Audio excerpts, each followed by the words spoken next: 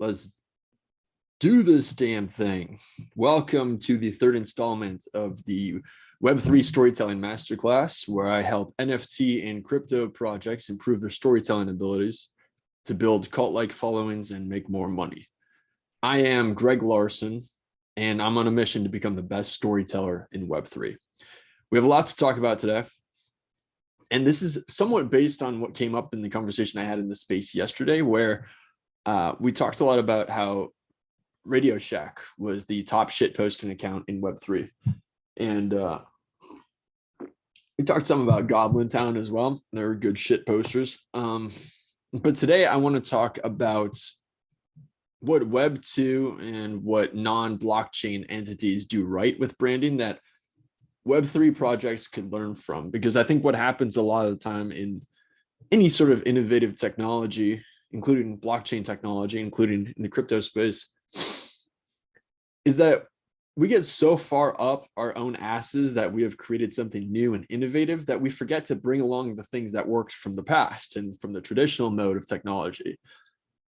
And I think that a lot of blockchain and Web3 projects are totally guilty of this. And so I want to talk about what branding tools and what branding frameworks you can use to improve the messaging and the branding in your Web3 project. I feel like I'm talking like a robot right now, like it's totally stilted. We're powering through it. And I'm going to use something.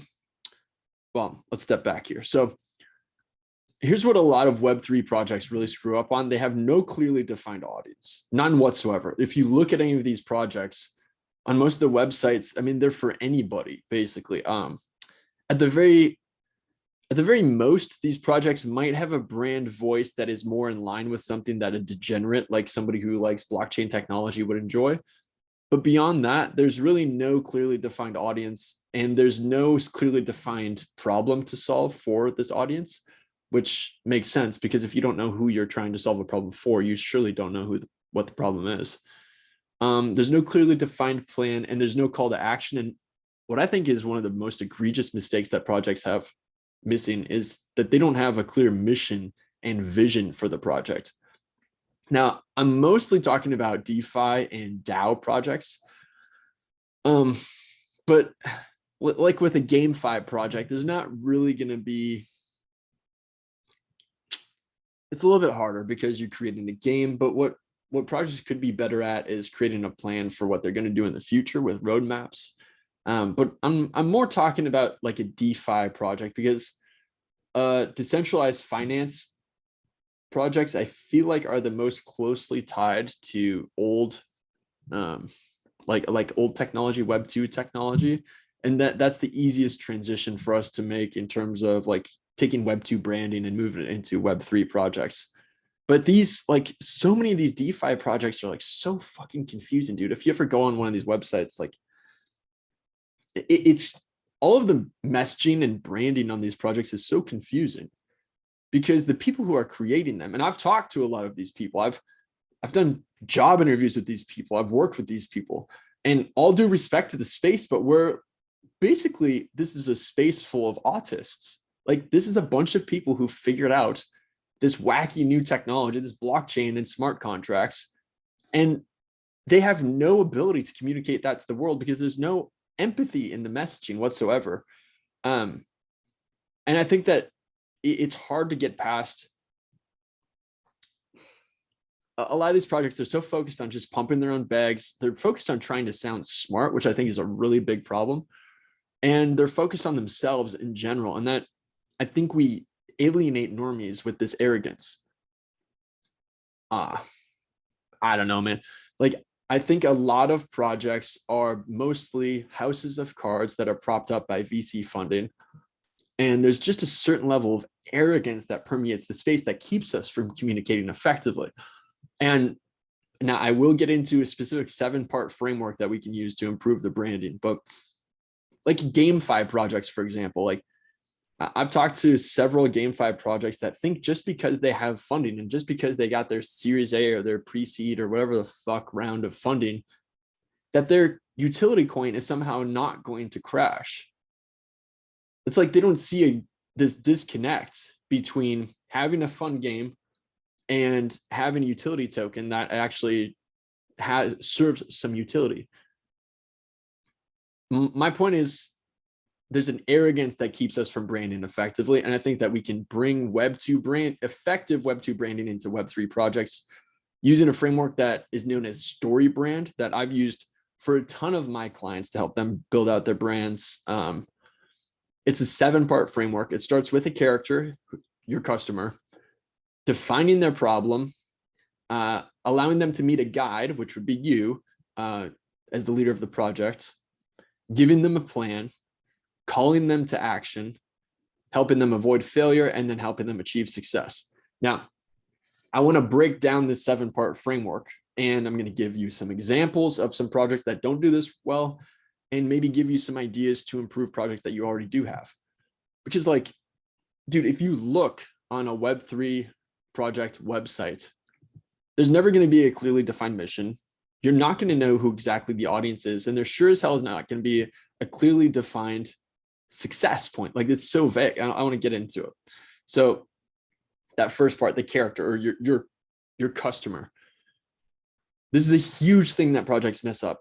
The customer is the hero of the story, not the project. So much of the messaging on DeFi projects, on DAOs, is all about me as the project. Getting on the call with VCs talking about me. Nobody gives a fuck about your project. All they care about is their problems and how your project can help them solve their problems. Even if you have like a 10,000 item NFT project, people aren't thinking about you as the team behind it. What they're thinking about is, what can this project do for me? Can it pump my bags? What does it say about my identity? That's the one thing that I think the Web3 space does get right, is playing into the aspirational identity of degenerates like me, where Bored Ape Yacht Club, it plays to this aspiration of being the type of person who's part of an exclusive community that's maybe full of celebrities, this digital yacht club. And there are plenty of normies that'll think that's fucking corny, and they're kind of right. But then there's something about that exclusivity, and there's something about that aspirational, secret club behind the scenes thing that really plays well, to the point where it's a multi-billion-dollar franchise now. So the character, your customer is the hero of the story and not you as the project leader. So the biggest thing, what do your customers want, or what do you users or what do your players want? Making that very clearly defined and very simple is the key. Who are these people? That's one thing. Sit down and think about who you're trying to attract. Well, I'm just trying to attract people who are interested in NFTs. Get specific. If your audience is everybody, your audience is nobody. Dude, I wrote so many fucking books for business leaders, and they never wanted to clearly define their audience because they were scared of excluding somebody. But if you try to write something that's for everybody, it's going to be so generalist to be completely uninteresting, and there's going to be nothing unique about it. But if you have a really niche audience, if you like narrow it down to the point where you're talking to only 10,000 people, maybe, you will inevitably be so specific as to be universal. Like, that's what makes something a great piece of literature. It's not giving broad strokes and making something just so general that it applies to everybody. You make it incredibly specific. I'm not a fucking orphan. I don't have magical powers. I don't live in London or go to a magical castle. So then why do I feel like I have some sort of identification with Harry Potter? It's because it's so specific as to be universal. So who are your customers? And most importantly, who do they want to become? Here's an example. I'm not going to get into like specific negotiations or anything like that, but I've been working with a certain project that allows store merchants to accept crypto payments directly, as opposed to using something like Stripe or Square, because Stripe or Square will take 3% of every transaction in fees, whereas this Web3 product allows you to take stable coins where there's only a 1% fee. It might not sound like much, but the difference between taking a 3% fee and taking a 1% fee is literally increasing your margins by 2% automatically.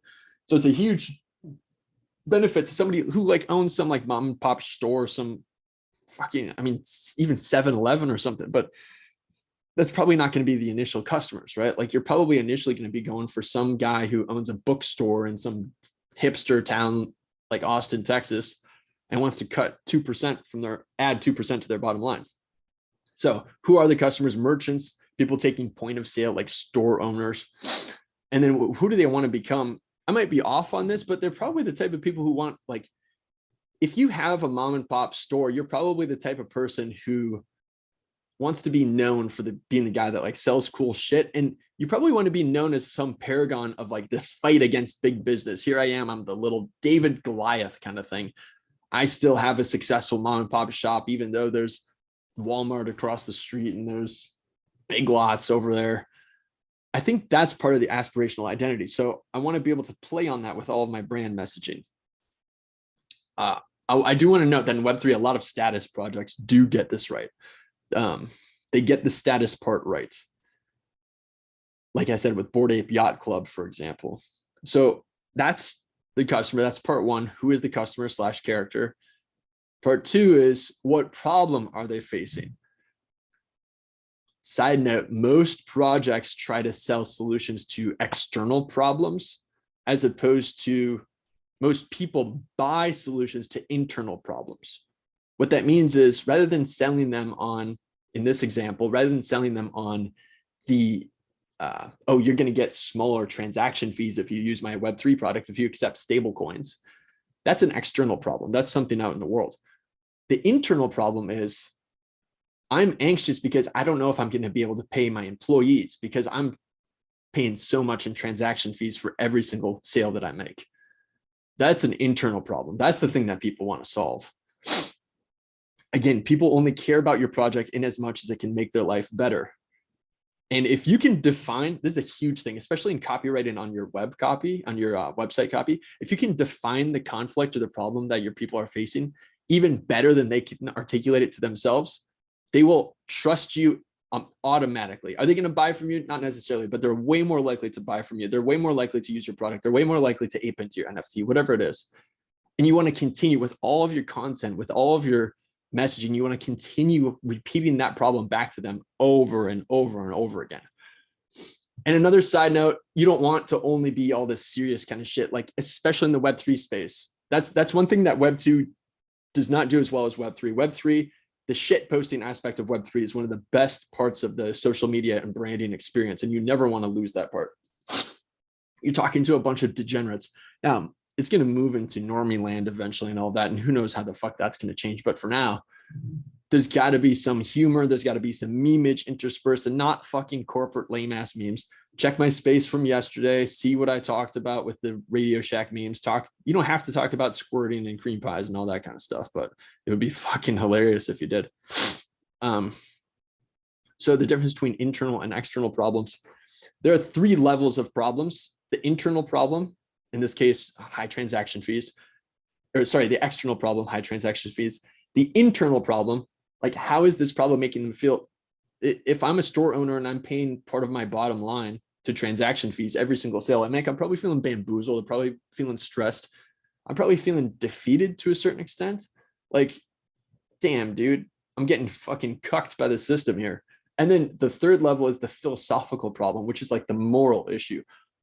Why, as the customer, why is me facing this problem morally wrong, right? Like, where does Stripe and was Square and other point of sale companies get off taking 3% of my bottom line from every transaction? That's just plain wrong. Being able to articulate that philosophical problem to your users, to your customers, whoever they may be, will do wonders to making this about something that's bigger than just themselves.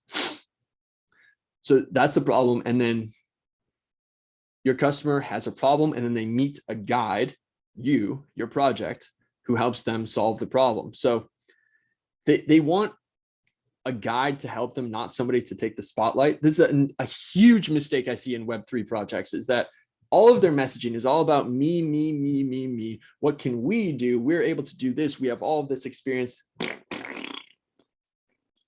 That's me, big thumbs down, taking a solid fucking dump on that idea because nobody gives a fuck about you, to the point where half of the projects in this space don't even have doxed teams. That's how little people give a fuck about who's behind it. And I don't mean they don't give a fuck about you as a person. I mean, they don't give a fuck about your company. All they care about is how much you can solve their problem. So you're not the focus. You're not in the spotlight. You're just a guide. And how do you position yourself as a guide? You do that by creating a connection with your customers through empathy and authority. Expressing empathy, you can do this real easily, real actionable. Write one sentence that shows you get and understand your customers' frustration, or your clients or your users' frustration. For example, for this example that I've been using about this stablecoin transaction blockchain, I would say, to express empathy, you're sick of paying 3% of your revenue to transaction fees. Boom, just stating it. It's like, you ever been in therapy? If you ever take therapy, most of the power in therapy is not having somebody listen. It's not whatever people think it is. A lot of the power in talk therapy is putting words around problems that seem massive. Just putting words and articulating things that you're experiencing. Like that first time, I remember it took me a long time to admit to myself that I experienced anxiety on different levels. But once I was able to articulate that to myself and I just said it out loud and I understood it, all of a sudden it's like its power diminished completely. The same thing happens if you're able to express empathy in this way in your messaging, where if you're able to put words, no matter how simple, no matter how straightforward they are, around a problem that somebody's facing, all of a sudden it's like magic. The problem, by being named, starts to dissipate. And if you express authority and let them know that you're the person that's going to help them solve this problem, or your project, your DAO or your DeFi project is going to help this person solve their problem, you can express authority by writing one sentence that shows your competence. Like, we've helped over 100,000 business owners cut their transaction fees to 1%. Again, this is a part that a lot of Web3 projects, they get right, but they just do it too much. I think it's because it stems from this level of insecurity. Like, we're worried that we're not going to be seen as authorities. We're like the little kids in the room. We're new. This is a speculative space. And there's a part of that that comes with like, oh yeah, there's a little bit of swagger. This is the new cool spot, blockchain technology, all this shit. Great. But there's also some insecurity because of all of this volatility, because this shit is frankly confusing. And so I think we are so eager to prove ourselves that we get caught up in our own shit and we get caught up on our insecurities, and we focus too much on trying to prove our competence and not enough on trying to express empathy. And so once we introduce ourselves as the guide, we go into step 4, which is giving our customers, our users, whomever, a plan. Most Web3 projects, I don't think anybody's even thought about this shit. I've never seen any website that has some specific, clearly articulated plan. Now, I'm not talking about a roadmap either. What I'm talking about is that customers, they want to know that once they put their trust into you, that you have a clear plan to guide them to success.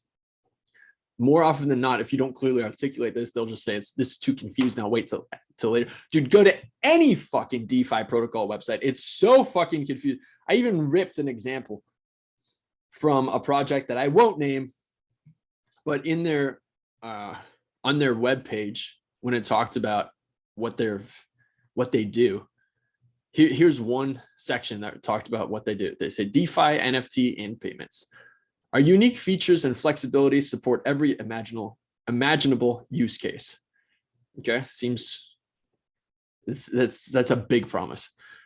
And then the next sentence: unfragmented liquidity pools supporting unique incentives and cash flows across exchanges, serial and fractional NFTs on Marmalade without items being locked behind a single marketplace.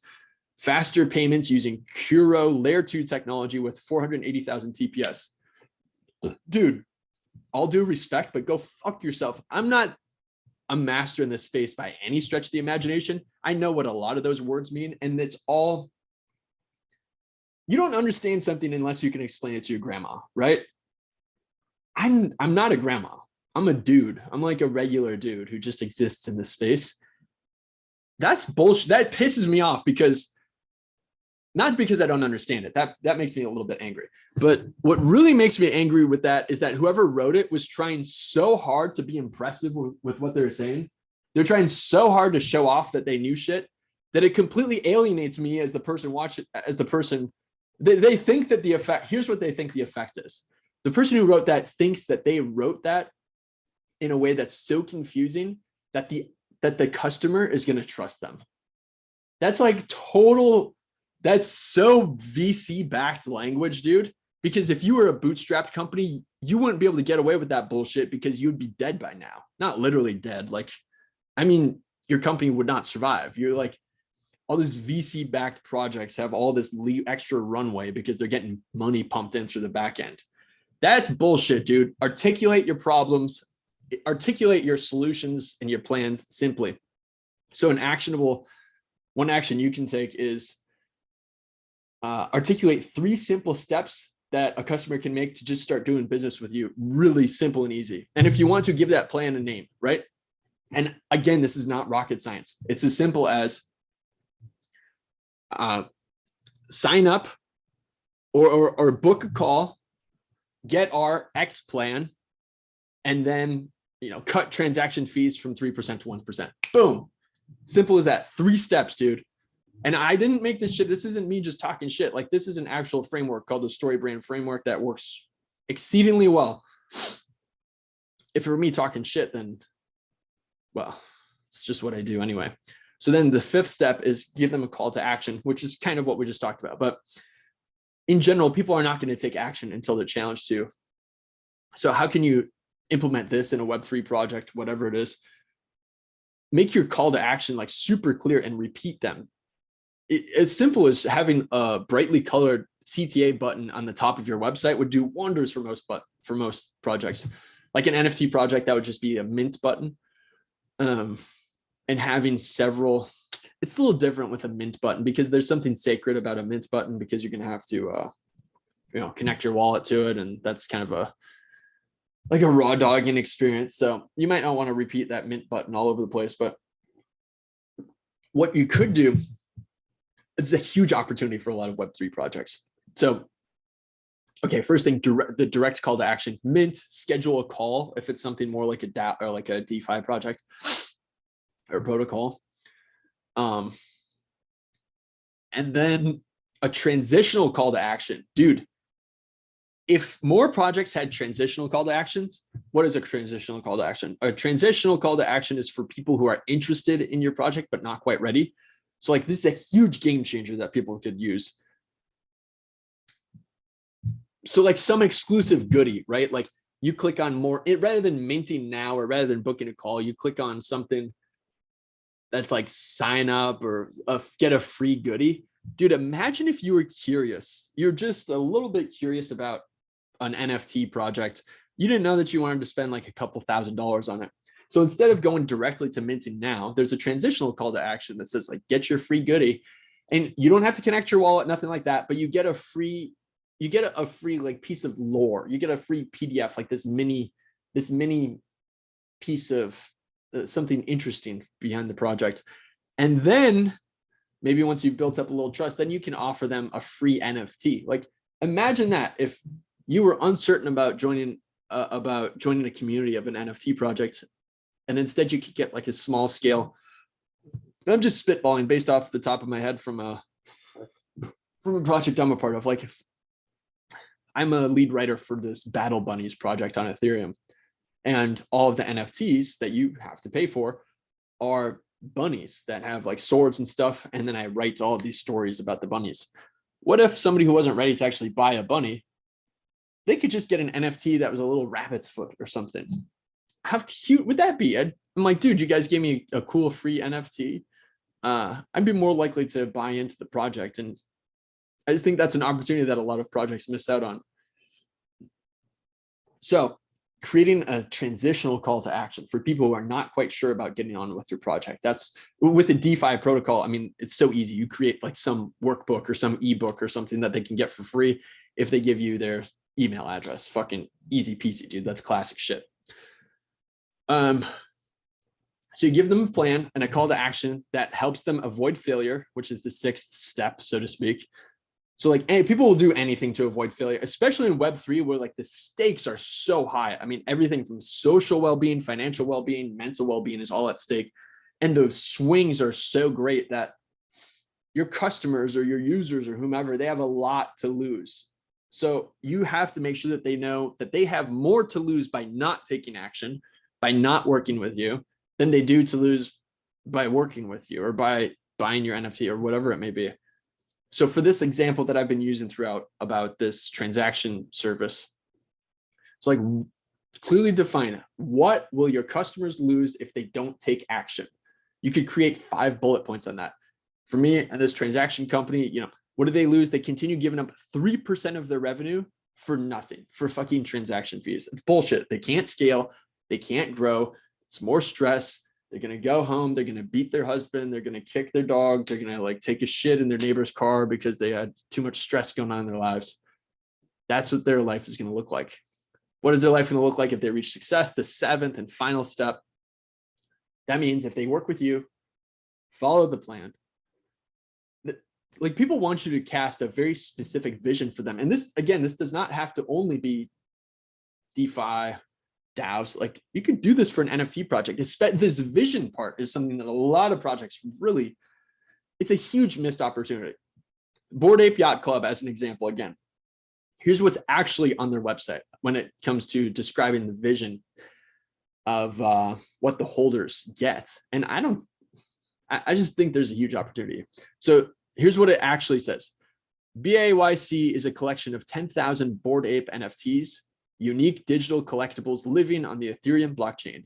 Your Bored Ape doubles as your Yacht Club membership card and grants access to members-only benefits, the first of which is access to The Bathroom, a collaborative graffiti board. Future areas and perks can be unlocked by the community through roadmap activation. Like that is so, when I see that, I'm basically being told that the only thing I'm paying for is access to this digital graffiti board and a very vague promise that there's going to be other perks in the future. Just think about how much more powerful that could have been. It could have been so much more powerful if there was specifics. And maybe you say, well, we don't know what the specifics are going to be. The specifics depend on how much money we raise. But you're going to raise more money if you are specific. Do you see what I'm saying? Bored Ape Yacht Club is an exception, not the rule, dude. There's not going to be another Bored Ape Yacht Club. And if there is, it's going to be in some different arena. Like the fact that they came about when they did last year, there's never going to be a 2021 again. Do you understand? That's why there's never going to be another CryptoPunks again. Even if there are projects that have better utility, better art, better blah, blah, blah. The historical factor, they already won on that. It's enough. So like now we have to be better because we come after them. Do you understand? So like this, and then here's another section from the Bored Ape website. When you buy a Bored Ape, you're not simply buying an avatar or a provably rare piece of art. You are gaining membership. Here's the identity, the aspirational identity part. You are gaining membership access to a club whose benefits and offerings will increase over time. Your Bored Ape can serve as your digital identity and open digital doors for you. Again, it's so vague. Like they're in the right arena. But imagine if instead they said something like, when you buy a Bored Ape, you're not only buying the most exclusive avatar on Web3, you're buying a valuable piece of intellectual property. Our holders have gone on to turn their apes into multi-million-dollar franchises.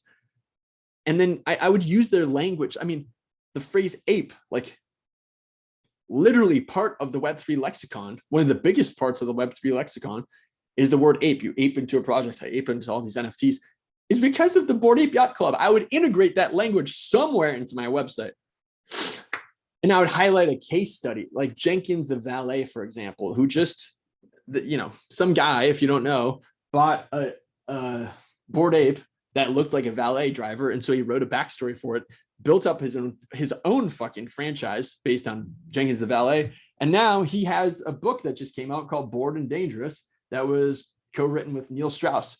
And I'm certain that Neil Strauss certainly commands at least a 6-figure ghostwriting fee. So, I mean, look, and I get that a lot of this copy on the Board Ape Yacht Club website was written before they had any idea what the fuck this would become. I get that. But you don't have to wait to hit jackpot before you can start like painting these pictures for your customers. You're more likely to hit that jackpot. It won't be a jackpot because jackpot is all luck. You're more likely to hit that payday. You're more likely to create value for everybody. And you're more likely to just do everything amazing if you clearly articulate that vision of what the customers want to become. So, you know, in this section, in the reaching success section, you basically want to ask yourself, what good things will happen to your customers, your users, if they engage your products and services? Nice, dude. That's it.